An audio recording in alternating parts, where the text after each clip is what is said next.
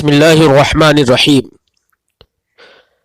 وأما في قولنا فإننا نقول إذا زاد الظل على المثل فصار مثل الشيء وزيادة من حين زالت الشمس فقد دخل وقت العصر. وأما أبو حنيفة فإنه قال لا يدخل وقت العصر حتى يصير الظل مثله إلى آخر العبارة. امام محمد رضی اللہ تعالی عنہ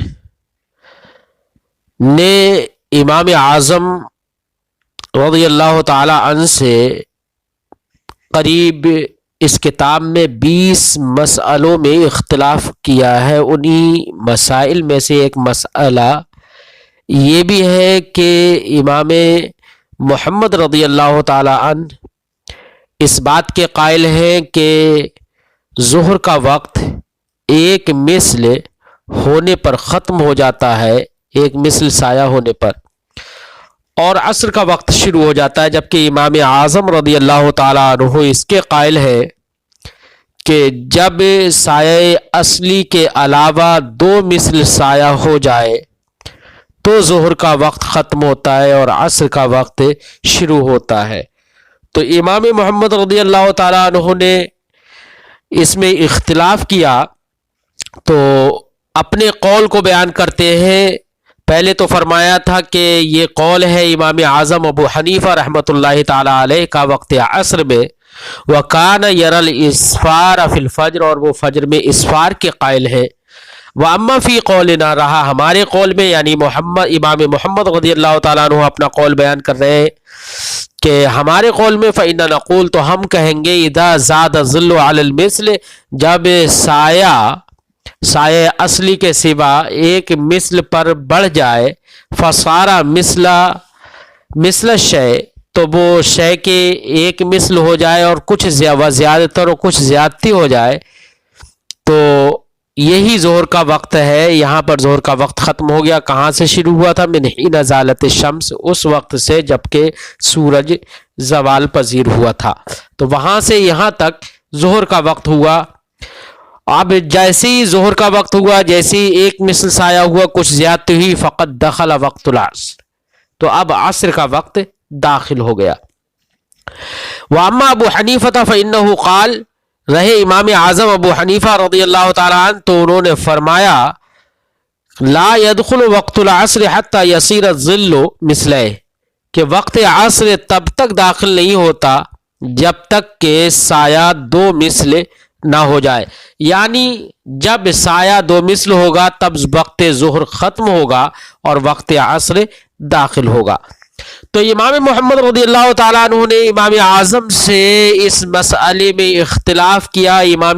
امام محمد رضی اللہ تعالیٰ عنہ کی اپنی یہ عادت ہے، جب وہ کسی مسئلے کو پیش کرتے ہیں یا اپنا ان کا چاہے مسئلہ ہو، چاہے امام اعظم کی موافقت کے ساتھ کوئی مسئلہ ہو، تو جہاں پر انہیں اپنے مذہب، اپنے مسئلے کی تائید مقصود ہوتی ہے، تو وہ اپنے قول کو ذکر کرنے کے بعد اس کی تائید میں کچھ آثار اور کچھ احادیث کا الگ سے ذکر کرتے ہیں تاکہ ان آثار اور احادیث سے امام محمد رضی اللہ تعالیٰ عنہ کا قول مضبوط ہو جائے. اگر ان کا اکیلے قول ہے تب بھی وہ تائید میں پیش کرتے ہیں، امام اعظم کے ساتھ قول ہے تب بھی وہ اپنے قول کی تائید میں کچھ آثار اور کچھ احادیث ذکر کرتے ہیں. تو اسی عادت کے پیش نظر امام محمد رضی اللہ تعالیٰ عنہ نے آگے کچھ روایتیں ذکر کی ہیں. فرماتے ہیں اخبرنا مالک اخبرنی ابن شہاب الزہری عن عروۃ قال حدثتنی عائشہ رضی اللہ تعالی عنہا ان رسول اللہ صلی اللہ علیہ وسلم کان یصلی العصر والشمس فی حجرتها قبل ان تظہر. اس روایت میں فرماتے ہیں کہ ہمیں خبر دی امام مالک نے. امام مالک فرماتے ہیں مجھے بتایا ابن شہاب زہری نے روایت کرتے ہوئے حضرت عروہ سے. وہ فرماتے ہیں حدثتنی عائشہ رضی اللہ تعالی عنہ، حضرت عائشہ صدیقہ رضی اللہ تعالی عنہ نے مجھے بتایا ان رسول اللہ صلی اللہ علیہ وسلم کانا یصلی، کہ رسول اللہ صلی اللہ علیہ وسلم نماز پڑھتے تھے، نماز عصر پڑھتے تھے۔ تو کانا یصلی کا جو لفظ ہے استمرار پر دلالت کرتا ہے اور عادت پر دلالت کرتا ہے۔ یہاں پر اس روایت میں عصر کا ذکر ہے، جبکہ بعض روایتوں میں عصر کے بجائے صلاۃ العصر کا بھی ذکر ہے۔ بہرحال کانا یصلی کا لفظ یہ استمرار پر دلالت کرتا ہے کہ حضرت عائشہ صدیقہ رضی اللہ تعالی عنہا فرماتی ہے کہ سرکار دو عالم صلی اللہ علیہ وسلم عصر کی نماز پڑھتے تھے، یہ عادت تھی۔ اس کا مطلب کب پڑھتے تھے؟ والشمس فی حجرتہا، اس حال میں کہ سورج یا سورج کی دھوپ، یعنی سورج تو کسی کمرے میں آئے گا نہیں بلکہ اس کی دھوپ مراد ہے، اس کی دھوپ فی حجرتہا، حضرت عائشہ صدیقہ رضی اللہ تعالی عنہا کے حجرے میں، کمرے مبارکہ میں ہوتی تھی۔ قبل ان تظہرا، اس سے پہلے نماز سرکار پڑھ لیتے تھے کہ وہ دھوپ دیواروں پر چڑھے۔ قبل ان تظہرا، کہ وہ دھوپ دیوار پر چڑھے، یعنی جب سورج ڈوبے گا تو ڈوبنے سے پہلے بہت جب نیچے پہنچ جائے گا سورج، تو اس وقت اس کی جو دھوپ ہوگی وہ دروازے سے جو اندر داخل ہوگی وہ دیوار پر چڑھے گی، اور جب تھوڑے سے اوپر ہوگا تو دھوپ اس کے دروازے سے اندر داخل ہو کر اس کے عرصہ میں اور اس کے جو فرش ہوگا وہاں پر دھوپ ہوگی۔ اور یہی مقصود ہے حضرت عائشہ صدیقہ رضی اللہ تعالی عنہا کا کہ وہ فرماتی ہیں کہ سرکار عصر کی نماز ایسے وقت میں پڑھتے تھے کہ دھوپ میرے کمرے میں ہوتی تھی، کمرے کے اندر ہوتی تھی، دیواروں پر نہیں چڑھی ہوئی ہوتی تھی۔ تو دیواروں پہ تو جبھی چڑھتی تھی، جبھی چڑھے گی جبکہ ہم یہ دیکھ لیں کہ سورج بہت نیچے پہنچ گیا، غروب کے قریب ہو گیا، تب کہیں دیواروں پر چڑھتی ہے۔ آپ اپنے گھروں میں بھی اس چیز کو مشاہدہ کر سکتے ہیں۔ تو یہ حدیث پاک امام محمد رضی اللہ تعالیٰ عنہ نے ذکر کی ہے، اور امام محمد رضی اللہ تعالیٰ عنہ کا مقصود یہ ہے کہ یہ بتانا ہے کہ حضرت عائشہ نے فرمایا کہ سرکار نماز عصر پڑھتے تھے والشمس فی حجرتہا، اس حال میں کہ سورج، اس حال میں کہ دھوپ ان کے کمرے میں ہوتی تھی۔ تو اس سے استدلال کرنا امام محمد کا اس بات پر کہ دیکھیے دھوپ کمرے میں ہوتی تھی تو اس وقت سرکار عصر کی نماز پڑھتے تھے، اس کا مطلب یہ ہے کہ دھوپ ہوتی تھی تو ایک مثل سایہ ہونے پر ظہر کا وقت ختم ہو گیا اور عصر کا وقت شروع ہو گیا، کہ ورنہ تو اگر دو مثل سایہ کا قول کریں گے تو پھر دھوپ کمرے میں کہاں ہوگی۔ لیکن یہ حدیث پاک جو انہوں نے پیش کی ہے در حقیقت امام محمد رضی اللہ تعالیٰ عنہ کی تائید نہیں کر رہی ہے، بلکہ اس سے امام اعظم رضی اللہ تعالیٰ عنہ کے قول کی تائید ہو رہی ہے، کیونکہ یہاں پر علامہ نووی علیہ رحمۃ و رضوان فرماتے ہیں اس حدیث کے تحت کانت الحجرۃ ضیقۃ العرصہ قصیرۃ الجدار فالشمس لا تحتجب عن الحجرۃ صغیرۃ الجدار الا بقرب غروبها۔ علامہ نووی علیہ رحمۃ و رضوان فرماتے ہیں کہ حضرت عائشہ صدیقہ رضی اللہ تعالی عنہا یا اس کے زمانے میں جتنے بھی گھر ہوتے تھے، کمرے ہوتے تھے، وہ سب چھوٹے چھوٹے ہوتے تھے، ان کی دیواریں چھوٹی ہوتی تھیں، تو سورج کی دھوپ تبھی چھوٹی دیواروں سے رکتی تھی جبکہ سورج بہت غروب کے بہت قریب ہو جاتا تھا۔ تو علامہ نووی علیہ رحمۃ و رضوان کا یہ فرمانا کہ دیواریں چھوٹی ہوتی تھیں، اور جب دیواریں چھوٹی ہوتی تھیں تو دھوپ کمرے کے اندر تبھی جائے گی جبکہ سورج بہت غروب کے قریب ہو گیا ہو، مطلب بہت قریب نہیں لیکن تھوڑا سا اوپر رہا ہو جس میں زردی نہ آئی ہو، تو ایسے وقت میں دھوپ پہنچ رہی ہے تو اس میں تو یہ سمجھ میں آ گیا اس حدیث پاک سے کہ سرکار دو عالم صلی اللہ علیہ وسلم نماز عصر پڑھتے تھے، یہ عادت تھی، استمرار تھا کہ ایسے وقت میں نماز عصر پڑھتے تھے جب کہ سورج کی دھوپ کمروں میں پہنچ جاتی تھی، اور بہت اوپر اگر سورج ہوگا نا تو کمرے میں دھوپ نہیں جائے گی، یاد رکھنا، آپ چھوٹی دیواروں کا کوئی بھی کمرہ بنا کر دیکھ لیجئے۔ اس سے امام اعظم رضی اللہ تعالی عنہ کی تائید ہوتی ہے، انہی کے مذہب کی، انہی کے قول کی تائید ہوتی ہے، نہ کہ امام محمد رضی اللہ تعالی عنہ کی قول کی۔ آگے ایک اور روایت ذکر کرتے امام محمد، اخبرنا مالک قال اخبرني ابن شهاب الزهري عن انس بن مالك انه قال كنا نصلي العصر ثم يذهب الذاهب الى قباء فياتيهم والشمس مرتفعه۔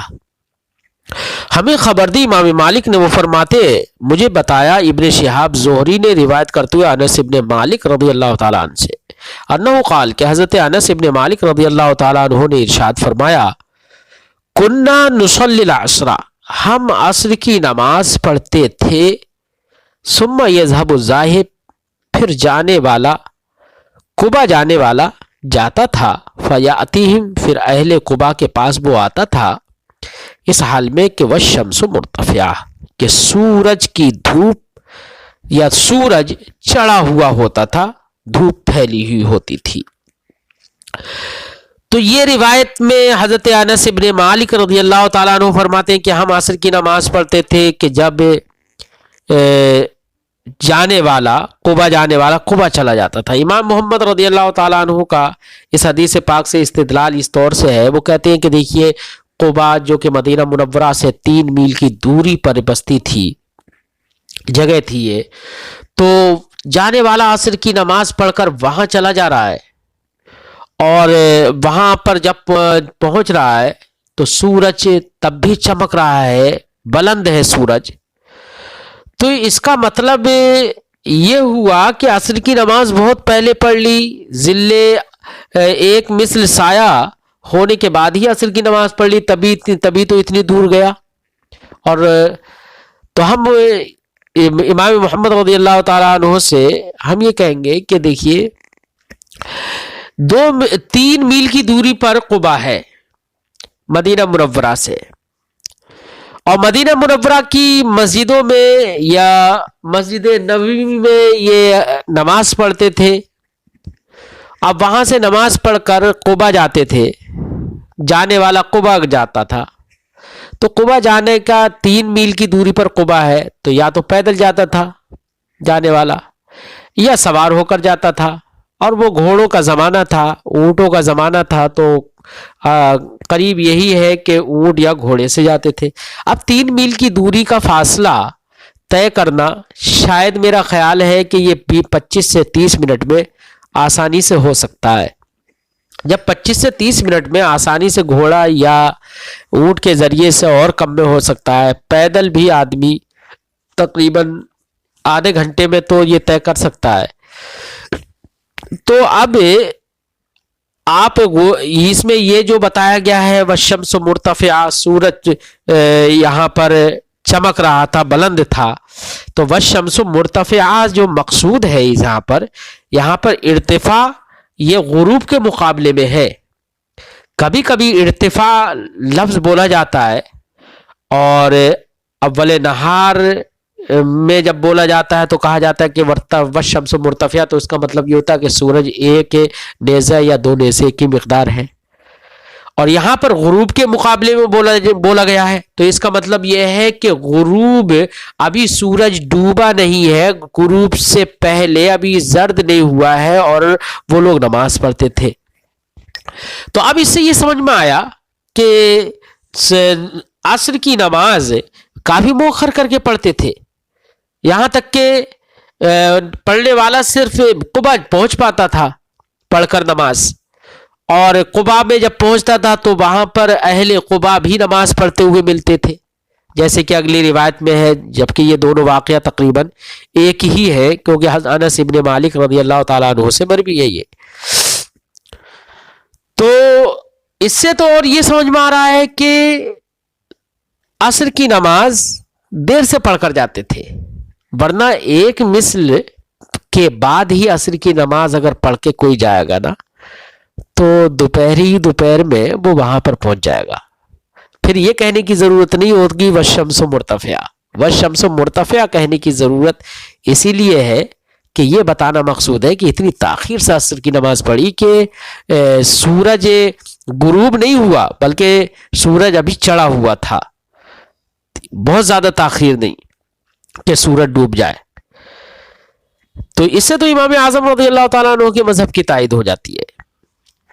हजरत इमाम मालिक रज़ियल्लाहु ताला अन्हु ने फ़यअतीहिम वशम्स मुर्तफ़िया से या आगे है फ़यजिदुहुम युसल्लूना से इस्तिदलाल इस बात पर किया कि असर की नमाज को में इमाम मालिक रज़ियल्लाहु ताला अन्हु ने वशम्स मुर्तफ़िया से इस्तिदलाल कर लिया है ताजील असर पर कि सूरज चढ़ा हुआ होता था तब असर की नमाज पढ़ लेते थे। इसका मतलब असर की नमाज बहुत जल्दी पढ़ते थे। इससे उन्होंने इस्तिदलाल ताजील असर पर कर लिया। फरमाते हैं कि अगली रिवायत जिक्र करते हैं, अखबरना मालिकुन अखबरना इसहाक इब्न अब्दुल्लाह इब्न अबी तलहा अन अनस इब्न मालिक क़ाल कुन्ना नुसल्लिल असरा सुम्मा यख़रुजुल इंसानु इला बनी अम्र इब्न औफ फ़यजिदुहुम युसल्लूनल असरा। इमाम मोहम्मद फरमाते हमें खबर दी, मालिक ने वो फरमाते हमें खबर दी, इसहाक इब्न अब्दुल्लाह इब्न अबी तलहा ने वो रिवायत करते हैं अनस इब्न मालिक रज़ियल्लाहु ताला अन्हु से। वो फरमाते हैं कुन्ना नुसल्लिल असरा, हम असर की नमाज पढ़ते थे। असर की नमाज पढ़ते थे यानी मस्जिद मदीना में या मस्जिद नबवी में नबी करीम सल्लल्लाहु अलैहि वसल्लम के साथ, जैसे कि दीगर रिवायतों से ये बात जाहिर हो जाती है। सुम्मा यखरुजुल इंसान, फिर इंसान निकलता था। कौन इंसान? जिसने हमारे साथ या नबी करीम सल्लल्लाहु अलैहि वसल्लम के साथ नमाज पढ़ी है, नमाज असर पढ़ी है। नमाज असर पढ़कर इंसान निकलता था इला बनी अम्र इब्न औफ, बनी अम्र इब्न औफ की जानिब। बनी अम्र इब्न औफ ये जैसे कि उम्दतुल कारी में है कि इन लोगों के घर जो होते 2 मीलों पर मदीना मुनव्वरा से दूरी पर 2 मीलों पर कुबा में होते थे। तो ये हदीस और माक़ब्ल की हदीस जो है दोनों का एक ही किस्सा है और बेहतर यही है कि दोनों एक ही किस्सा हो। मदीना कुबा जो था वो मदीना मुनव्वरा से 2 मील की दूरी पर था और ये 3 मील की दूरी पर था और बनी अम्र इब्न औफ ये मदीना मुनव्वरा से 2 मील की दूरी पर है। फरमाते हैं कि इंसान नमाज असर पढ़ने के बाद निकलता था बनी अम्र इब्न औफ की जानिब फ़यजिदुहुम युसल्लून, तो बनी अम्र इब्न औफ के लोगों को नमाज असर पढ़ते हुए देखता था। युसल्लून अल असर, नमाज असर पढ़ते हुए पाता था। इसका मतलब यह है कि नमाज असर बहुत देर से बनी अम्र इब्न औफ के लोग पढ़ते थे। वो ये ताखीर असर पर दलालत करती है हदीस पाक, क्योंकि जो अहले कुबा थे या बनी अम्र इब्न औफ के लोग थे वो असर को मौखर करके इसलिए पढ़ते थे, वो ज़्यादातर खेतों वगैरह में काम करते थे, तो उनसे फारिग होकर नहा धोकर सफाई सुथराई के बाद वो नमाज असर पढ़ते थे। तो अपनी ज़रूरतों से फारिग होने के बाद, अपने काम काजों से फारिग होने के बाद वो नमाज की तैयारी करते थे, उसमें फिर पढ़ते थे, इसलिए ताख़ीर असर करते थे। तो ये हदीस पाक से ताख़ीर असर पर इस्तिदलाल किया जा सकता है। लेकिन इमाम मोहम्मद रज़ियल्लाहु ताला अन्हु का यहाँ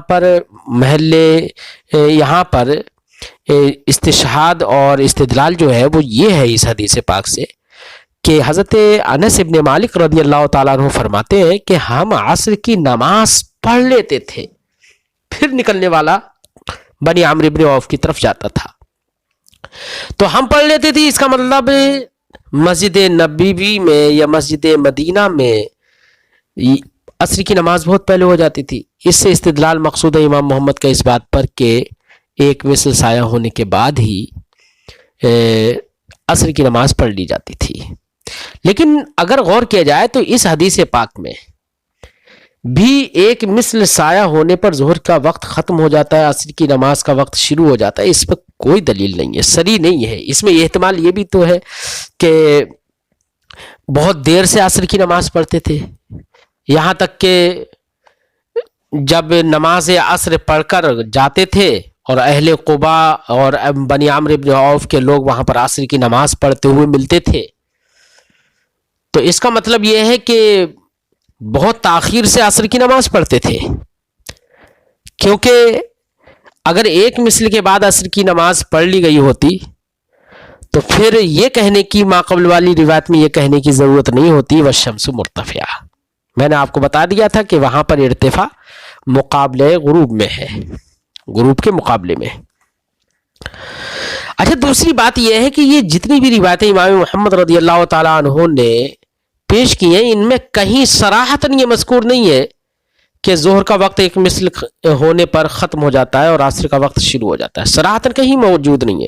اور امام اعظم رضی اللہ تعالیٰ عنہ کی جو حدیث مستدل ہے وہ حضرت ابو ہریرہ رضی اللہ تعالیٰ عنہ والی حدیث، جس میں یہ تھا کہ ظہر کی نماز پڑھی، صلی الظہر اذا کان ظلک مثلک، ظہر کی نماز پڑھو جبکہ تمہارا سایہ ایک مثل ہو جائے. والعصر اذا کان ظلک مثلیک، اور عصر کی نماز پڑھو جبکہ تمہارا سایہ دو مثل ہو جائے. تو وہاں پر اذا کان ظلک مثلیک بالکل صریح لفظ موجود ہے جس میں کوئی احتمال نہیں ہے. تو اب محتمل حدیث کے مقابلے میں صریح حدیث ظاہر بات راجح ہوگی، قوی ہوگی. اس لیے امام اعظم رضی اللہ تعالیٰ عنہ کا جو مذہب ہے عصر کے وقت کے شروع میں اور ظہر کے وقت کی انتہا میں، وہی احادیث صحیحہ کے موافق ہے. ہم نے بتایا تھا کہ امام مالک رضی اللہ تعالیٰ عنہ نے والشمس مرتفعہ سے استدلال کر لیا تھا اس بات پر کہ عصر میں تعجیل افضل ہے اور بہتر ہے، جبکہ امام اعظم امام محمد رضی اللہ تعالیٰ عنہ کے نزدیک عصر میں تاخیر افضل ہے. تو جو دوسری والی روایت ابھی ہم نے پیش کی جس میں یہ تھا کہ بنی عمرو بن عوف کے لوگ وہاں پر یجدہم یصلون العصر، کہ جب نماز عصر پڑھ کر کوئی فارغ ہوتا تھا اور اس کے بعد وہ بنی عمرو بن عوف میں جاتا تھا تو وہاں کے لوگوں کو نماز عصر پڑھتے ہوئے دیکھتا تھا. تو یہ فیجدہم یصلون العصر، یہ دلیل ہے، یہ جملہ یہ دلیل ہے اس بات پر کہ عصر کی نماز تاخیر سے وہ پڑھتے تھے، تو تاخیر پر دلیل ہے. امام محمد رضی اللہ تعالیٰ عنہ کی یہ جملہ فیجدہم یصلون العصر، اس کی بنا پر امام محمد رضی اللہ تعالیٰ عنہ فرماتے ہیں قال محمد، امام محمد نے فرمایا تاخیر العصر افضل عندنا، ہمارے نزدیک عصر میں تاخیر کرنا اس کی تعجیل سے افضل ہے، تاخیر کرنا اس کی تعجیل سے افضل ہے. تو کتنی تاخیر کی جائے؟ اتنی تاخیر کی جائے کہ سورج غروب نہ ہو اور سورج میں زردی پیدا نہ ہو، اتنی تاخیر افضل ہے. اور اتنی تاخیر کر دی جائے کہ سورج پیلا پڑ جائے تو ایسی تاخیر مکروہ ہے. اسی لیے امام محمد رضی اللہ تعالیٰ عنہ فرماتے ہیں اذا صلیتہا، جب عصر کی تاخیر اتنی کرو جبکہ آپ اسے پڑھ لو اس حال میں کہ والشمس بیضاء، اذا صلیتہا والشمس بیضاء نقیہ، اتنی تاخیر کرو کہ جب تم اسے عصر کی نماز کو پڑھ لو اس حال میں کہ سورج صاف ستھرا ہو، اس میں لم تدخلها صفرا، اس میں پیلا پن داخل نہ ہوا ہو. اتنی تاخیر کرنا ہمارے نزدیک مستحب ہے. تو اتنی تاخیر عصر میں کر سکتے ہیں کہ سورج صاف ستھرا رہے، اس میں زردی داخل نہ ہو. اگر زردی داخل ہو گئی، پیلا پن آ گیا سورج میں، تو نماز مکروہ ہوگی. سورج میں پیلا پن آئے، تغیر پیدا ہو، تو یہ تغیر کی مقدار کے سلسلے میں علماء کا اختلاف ہے. بعض لوگوں نے کہا کہ سورج میں تغیر تب سمجھا جائے گا جبکہ سورج غروب کے قریب ہو اور ایک نیزے کی مقدار اوپر رہ گیا ہو اور اس میں تبدیلی ابھی شروع نہیں ہوئی ہو، تو اب ایک نیزے کی برابر اگر اوپر ہے غروب سے تو سورج متغیر مان لیا جائے گا۔ اور بعض لوگوں نے کہا کہ کسی صاف ستھرا ہموار زمین میں ایک تشت میں پانی رکھ دیا جائے اور اس میں دیکھ لیا جائے کہ دیکھنے والے کو اس میں سورج کی ٹکیا نظر آ رہی ہے یا نہیں آ رہی ہے۔ اگر نظر آ رہی ہے، ظاہر ہو رہی ہے ٹکیا، تو اس کا مطلب یہ کہ سورج متغیر ہو چکا، اور اگر نہیں تو سورج متغیر نہیں ہوا ہے۔ امام نخعی اور امام ثوری اور امام اوزاعی رضی اللہ تعالی عنہ فرماتے ہیں کہ تغیر جو معتبر ہے وہ اس دھوپ میں معتبر ہے جو دھوپ دیواروں پر پڑتی ہے۔ اگر دیواروں پر پڑنے والی دھوپ میں بدلاؤ ہو جائے تو سمجھ لیا جائے گا کہ سورج متغیر ہو گیا ہے۔ جبکہ امام محمد، امام اعظم ابو حنیفہ، امام ابو یوسف رحمۃ اللہ تعالی علیہ کے نزدیک تغیر جو معتبر ہے وہ دھوپ میں نہیں بلکہ سورج کی ٹکیا میں تغیر ہونا چاہیے، نہ کہ دھوپ میں۔ اگر سورج کی ٹکیا میں پیلا پن پیدا ہو گیا تو کہا جائے گا کہ سورج متغیر ہو گیا، اور یہی زیادہ احتیاط کے قریب ہے۔ فرماتے ہیں امام محمد رضی اللہ تعالیٰ عنہ وَبِذَلِكَ جَاءَتْ عَامَّةُ الْآثَارِ، اسی کے ساتھ یعنی تاخیر عصر کے ساتھ عام تر بہت ساری روایتیں آئی ہیں۔ بہت ساری روایتیں مرفوعاً بھی ہیں، کچھ موقوفاً بھی ہیں۔ فرماتے ہیں وَهُوَ قول ابی حنیفہ، یہی قول ہے امام اعظم ابو حنیفہ رحمۃ اللہ تعالی علیہ کا کہ تاخیر عصر افضل ہے امام اعظم کے نزدیک۔ وقد قال بعض الفقہاء، اور بعض فقہا نے فرمایا انما سمیت العصر، اس سے امام محمد رضی اللہ تعالی عنہ عصر کی تاخیر کی افضلیت پر ایک قول سے استدلال کرتے ہیں۔ قال بعض الفقہاء، فرماتے ہیں کہ بعض فقہا نے فرمایا، یہاں پر بعض فقہا سے مراد ابو قلابہ بصری ہے، جیسے کہ امام طحاوی رضی اللہ تعالیٰ عنہ نے اس کی صراحت بھی کر دی ہے۔ ان کے قول سے استدلال کرتے ہیں کہ عصر میں تاخیر افضل ہے، کیوں؟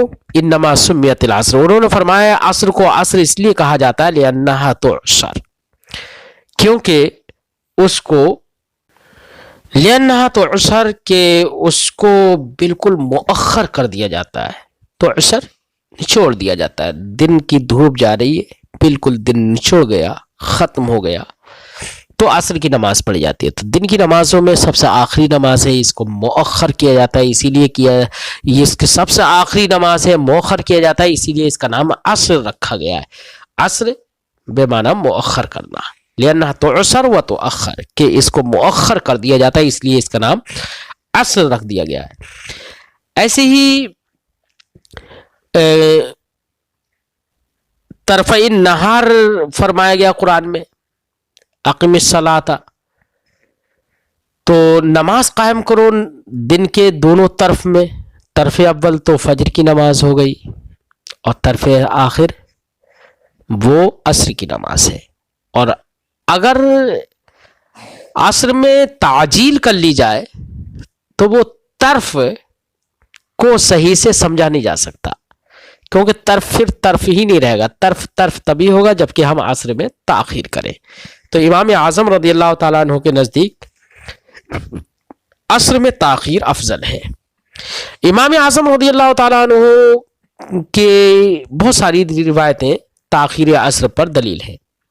ایک روایت جیسے کہ امام ترمذی، امام احمد ابن حنبل رضی اللہ تعالیٰ عنہ نے صحیح اسناد کے ساتھ پیش کی ہے، اس روایت میں ہے عن ام سلمۃ رضی اللہ تعالی عنہا کان رسول اللہ صلی اللہ علیہ وسلم اشد تعجیلا للظہر منکم وانتم अशद्द ताजीलन लिल अस्र मिन्हु। हज़रत उम्मे सलमा रज़ी अल्लाह ताला अन्हा फरमाती हैं कि रसूलुल्लाह सल्लल्लाहु अलैहि वसल्लम तुमसे ज़्यादा ज़ुहर में ताजील करते थे और तुम नबी करीम सल्लल्लाहु अलैहि वसल्लम से ज़्यादा अस्र में ताजील करते हो। इसका मतलब सरकार अस्र में ताखीर करते थे। एक रिवायत है अन अली इब्न शैबान क़ाल क़दिमना अला रसूलिल्लाहि सल्लल्लाहु अलैहि वसल्लम अल मदीनत फ़कान युअख़्खिरुल अस्र मा दामत अश-शम्स बैदा नक़िया।